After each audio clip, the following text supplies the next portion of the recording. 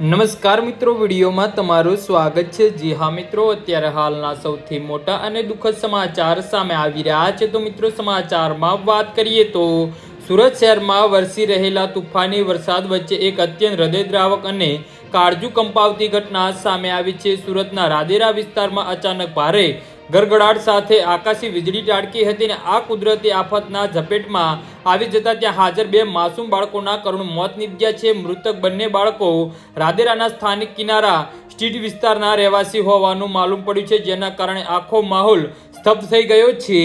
જી હા મિત્રો, અત્યારે હાલના સૌથી મોટા અને દુઃખદ સમાચાર સામે આવી રહ્યા છે।